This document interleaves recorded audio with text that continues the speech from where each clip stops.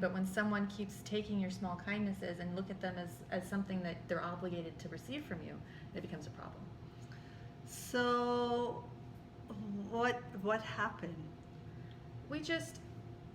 Things weren't going. We were married for maybe 6 or 7 years, and things were not going well. And we were talking about exactly these things, that I'm not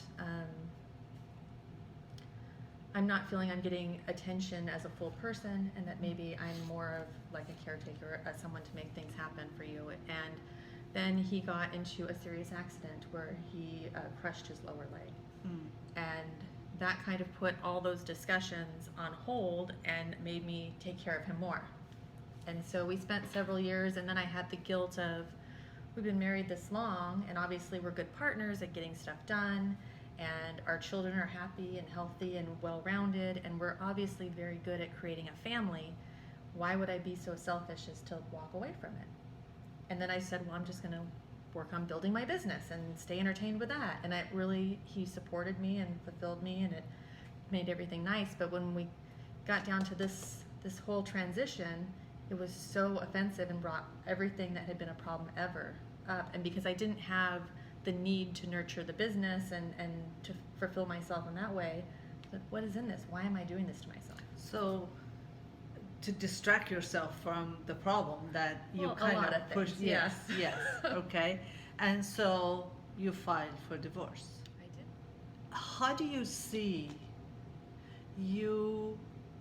Because we talked about stepping into your power, right? You claimed who you were really, truly, and authentically, and Today. Yes, yes. Well, you stopped compromising. And that takes time to see that you're even compromising. Something keeps coming up in your mind as not fitting into your soul and not making you feeling like a whole person, that it's okay to try something else. And that you don't have to be beholden to your ideas of what your life's going to look like, because you can't possibly set everything in stone at the beginning of your life and then think it's going to look like that in 10, 15 years. It's just, that's not how life works. And it's important to be malleable and work with your partner, but if your partner isn't doing the same and you're not growing together, then it's okay. Yeah. It's totally okay to say we're done. And I feel like I spent so much of my marriage accommodating and apologizing for him and trying to make his life easier and more comfortable and making people fit into his life in a more comfortable way. And it gets exhausting. And it's nice just to say, you know what? I don't have to be your fixer or your person. I can just have my own life, and if it's lonely and sad and with my glass of wine on my couch, that is much better than doing anything else. I think I will take more time in thinking and looking at it if it's what I want to make it's something that will add to my life and not create any more work. And well, I don't want to put it that way, but somebody that makes life better overall, rather than an obligation. This is your second marriage, Yes. correct? And I'm really bad at marriage. That's the lesson too. no, actually you're not. You come to a place in life that you recognize you're not you. You have put yourself on the back burner, and you have, again, the word compromise keeps coming up for me today, but it is about you come to that place of recognition.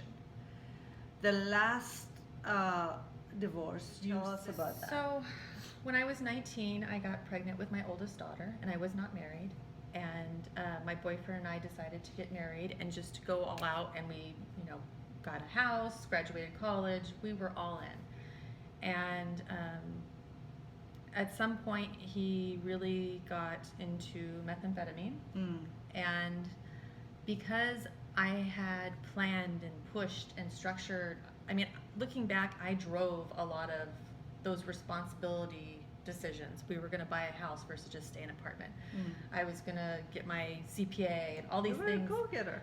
I had plans, and he was very accommodating and helpful and supportive of all my plans. But I think, meth it's a horrific thing. And so he, rather than admit to myself that he was on drugs, because I think I always knew, I always had this idea that he had another girlfriend or someone else out there for him, and that he was just pretending to be married to me, and that I wasn't his love. He just was there for me, and I was his wife. And I always felt like, oh, he keeps, all this money is gone, because I had this whole weird fantasy in my head that all the money was because he had someone else, and they were. So you were okay for him to have. Yeah, I had this whole something distorted thing, and then as he got deeper and deeper into it, just the things he would say, he had me utterly convinced I was the worst, most fat, stupid, broken person ever. And it was really hard to live with that on the daily. And then he got into a car accident and totaled a truck that we had just bought. And I was floored by the level of irresponsibility, and like, you're always gone, because he was gone a lot. Yeah. Always awake, you will never come to bed and spend time with me, and I think you're on drugs. And he admitted to it, and that had never been a conversation we had ever had. And he got clean, we had another child, things happened a couple years later. And then I remember I was laying on my back patio reading Anna Karenina, and just sitting in my swimsuit and enjoying the sun, and this huge wave and it wasn't even like I was sitting there thinking about my life, just like this whole blanket settled on me of calmness, and that you don't have to be married to this man. You don't have to live this life. It was a huge, like, oh my God, like, why am I doing this to myself? He is on drugs again, Laura. And it really hit me fully. It hit me fully, like, all these lies you're telling yourself to make it okay, it's not okay. No. And you do not need him. You will be just fine if you just try. And he's actually a huge weight on you.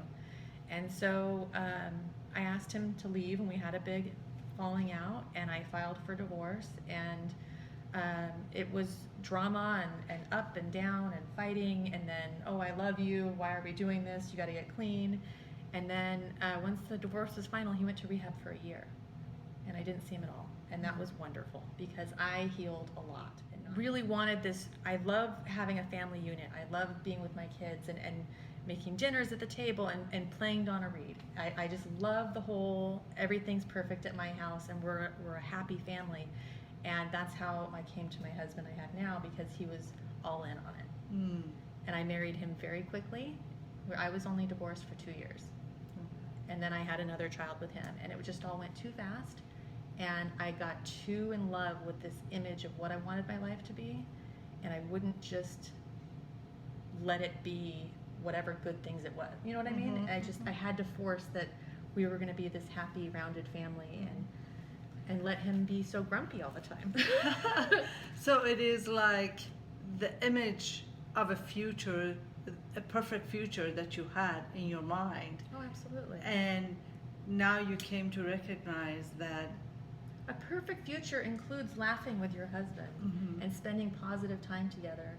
And David and I are wonderful partners, and we're excellent at getting stuff done, but we have no connection at all. And he's kind of more of a pessimistic person than I am. And it's just, we don't have a lot of common, and we don't spend a lot of positive time together. Are you happy right now? I'm so happy right now. Awesome. If you were going to share one thing for those who are watching, what would you say? Just, you're accountable to yourself and no one else, and that you can do what feels right to you and make your life what you want it to be, and you don't have to worry that no one thinks about you as much as you think about yourself. And so you can't worry about what they're all thinking and how they expect your life to be, and you can just allow yourself to be what you want to be. Awesome. Yeah. Thank you so much, Laura. I really appreciate it for being so open to talk about this while you're going through it. I know it is fresh and everything. It's not easy, and I really appreciate you being here and sharing your story.